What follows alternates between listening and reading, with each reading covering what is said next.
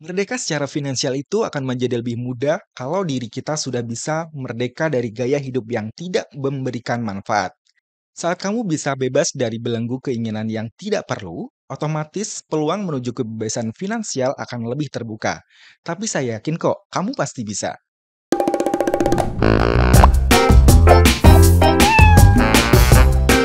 Kalau uang bisa ngomong. Podcast Literasi Keuangan untuk Pemula dari Bank Newcomers bersama saya Teguh Pramana Putra, Lead Sosial Media Neocare dari Divisi Operation di Bank Newcomers.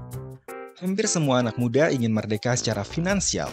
Siapa yang nggak mau hidup tenang tanpa mikirin tagihan atau cicilan? Kamu hanya tinggal menikmati hidup dengan melakukan hal-hal yang kamu sukai. Orang yang sudah bebas secara finansial ini kelihatannya kayak nggak butuh duit deh. Apa benar seperti itu? Gaya hidup orang-orang yang sudah merdeka secara finansial. Memang enak bicara membayangkan hidup yang sudah nggak lagi dibebani oleh tuntutan finansial. Anak muda saat ini dibayangi oleh fear of missing out alias FOMO.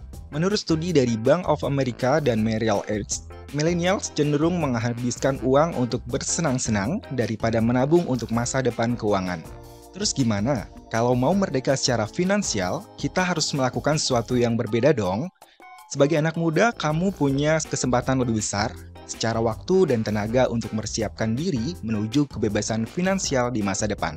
Caranya, pertama, cari sumber penghasilan tambahan.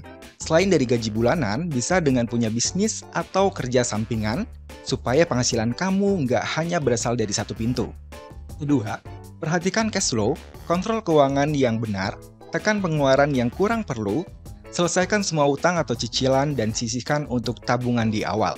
Bukan menabung karena ada sisa uang, beda mindset itu soalnya, dan berpengaruh ke hal lainnya. Ketiga, jadi orang yang solutif. Kamu harus bisa memecahkan permasalahan finansial yang kerap muncul dan pandai melihat peluang sekecil apapun untuk dijadikan sumber penghasilan. Keempat, hidup cukup. Tahan keinginan berlebih untuk menghabiskan uang. Gak perlu ikutan demam FOMO, beli ini itu yang sebenarnya gak perlu. Pahami kebutuhanmu, kadang hidup itu gak mahal. Yang sering mahal itu cuma gayanya. Jadi kamu harus pandai berhemat ria ya. Batas usia pensiun menurut BPJS Ketenagakerjaan adalah 58 tahun. Namun, kamu juga bisa pensiun dini. Meskipun itu berarti kamu tidak akan mendapatkan pesangon atau benefit pensiun secara utuh, tetapi kamu punya keleluasaan untuk menentukan timing hidupmu. Kamu tak perlu menunggu hingga berusia 58 tahun, kamu bisa pensiun dini sebelum waktunya. Nah, ada loh yang namanya konsep FIRE, alias Financial Independent Early Retirement, yang mengajak orang untuk menabung dan berinvestasi lebih banyak. Tujuannya agar bisa pensiun lebih awal. Orang-orang yang mengaplikasikan konsep ini, mereka bekerja keras dan menabung lebih banyak. Sekitar 70% dari total penghasilannya. Sisanya diakali agar cukup buat biaya hidup sehari-hari. Kalau begitu kan, berarti gaya hidupnya harus benar-benar disesuaikan. Bisa juga, kalau mau gaya hidupnya nggak usah hemat-hemat banget, tapi tabungannya tetap banyak. Caranya, dengan cari uang lebih banyak. Intinya sih, konsep FIRE ini adalah gimana caranya supaya kamu mampu meningkatkan tabungan. Untuk pensiun dini, kamu harus menyusun strategi. Ketika akhirnya pensiun dini, kamu bisa hidup nyaman tanpa membebani keluarga atau anak-anakmu. Coba mulai dengan set target. Jumlah ideal dana pensiun berbeda-beda. Umumnya, jumlah dana pensiun yang ideal dihitung dari jumlah biaya hidup. 1 bulan dikalikan perkiraan umur selama hidup. Misalnya, kamu punya target usia pensiun dini 45 tahun. Coba kita hitung ya. Katakanlah, usia harapan hidup orang Indonesia 71 tahun. Lalu, target usia pensiun kamu adalah 45 tahun. Berapa jumlah dana pensiun yang harus kamu siapkan? Usia sekarang 21 tahun, target pensiun dini 45 tahun, target hidup 71 tahun, selisih waktu tanpa penghasilan 26 tahun atau 312 bulan, biaya hidup per bulan 2,5 juta. Jadi, target dana pensiun yang harus disiapkan 2.500.000 dikalikan 312 sama dengan 780 juta, berarti dana pensiun ideal yang harus kamu persiapkan adalah sebesar 780 juta rupiah. Waktu produktif yang 24 tahun atau 288 bulan itu dengan target dana pensiun 780 juta.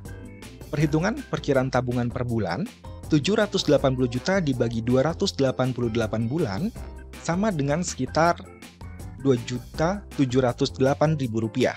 Jadi, setiap bulan, kamu harus menabung Rp2.708.000 buat mencapai target dana pensiun yang ideal.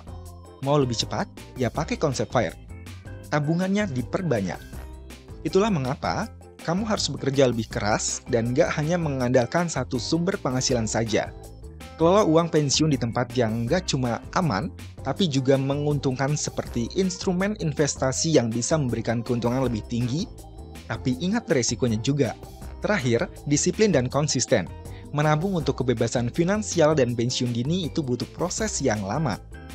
Gak bisa instan, jadi pastikan kamu bisa tetap konsisten dalam bekerja dan menabung.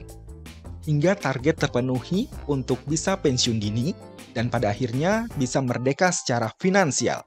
Amin. Merdeka secara finansial itu akan menjadi lebih mudah kalau diri kita sudah bisa merdeka dari gaya hidup yang tidak memberikan manfaat. Saat kamu bisa bebas dari belenggu keinginan yang tidak perlu, otomatis peluang menuju kebebasan finansial akan lebih terbuka. Tapi saya yakin kok, kamu pasti bisa. Kalau kamu punya tanggapan tentang kemerdekaan finansial ini, kamu bisa komen ya. Dan jika kamu merasa podcast ini bermanfaat, please like, subscribe, dan nyalakan tanda loncengnya buat kamu yang menyimak di YouTube. Boleh juga kamu share ke keluarga atau teman-teman kamu yang mau belajar tentang literasi keuangan untuk pemula bersama Bank Newcomers. Saya Teguh Pramana Putra, terima kasih buat atensi kamu.